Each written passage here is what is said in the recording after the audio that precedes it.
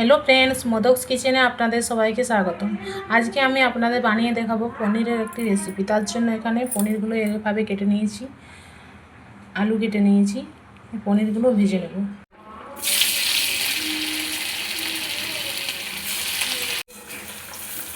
पनीरगुलो भेजे निয়েছি, तुले नेब। आमी समस्त पनीरगुलो खूब भालोभाবে भेजे निয়েছি। এবারে কড়াইতে আরও কিছুটা পরিমাণে সাদা তেল দিয়ে দিয়েছি।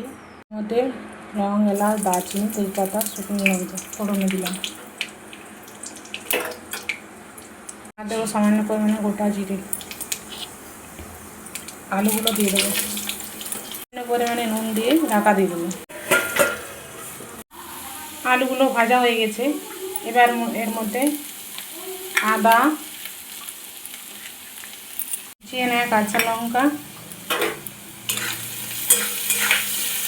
দিয়ে সামান্য পরিমাণে হলুদ দিয়ে দেবো।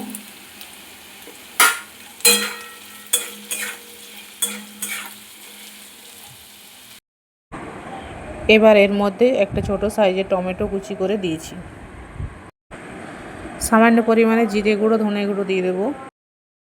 এর মধ্যে আমি 4টে কাজু বাদাম আর 2 চামচ চিনে বাদাম তেলে ভেজে নিয়ে পেস্ট করে নিয়েছি, এটা দিয়ে দেবো। এর মধ্যে আমি সামান্য পরিমাণে জল দিয়েছি। এবারে মশলাটা খুব ভালোভাবে কষিয়ে নেব। দেবো সামান্য পরিমাণে চিনি। এটা খুব ভালোভাবে কষিয়ে নিয়েছি। এবার এর মধ্যে জল দিয়ে দেবো।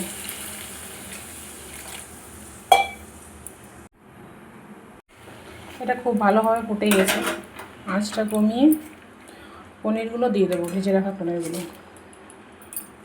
পনিরগুলো দেওয়ার পরে এটা খুব ভালোভাবে ফুটে গেছে। আঁচটা কমিয়ে কিছুক্ষণ রেখে দেবো। আমার লবণটা কম দেওয়া হয়েছে, তাই আরও সামান্য পরিমাণে লবণ দিয়ে দিলাম। দেখুন বন্ধুরা, আমার পনিরের সবজিটা হয়ে গেছে। গ্যাসের ফ্লেমটা অফ করে দেবো। এবার এর মধ্যে সামান্য পরিমাণে ঘি দেবো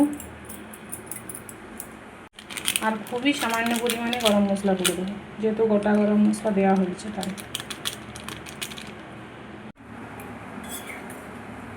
নিরামিষ দিনে আপনারাও বাড়িতে এরকমভাবে পনিরের রেসিপি বানিয়ে খেতে পারেন, দুর্দান্ত টেস্ট হয়। রেসিপিটি ভালো লাগলে please like, share and subscribe করে পাশে থাকার অনুরোধ রইল।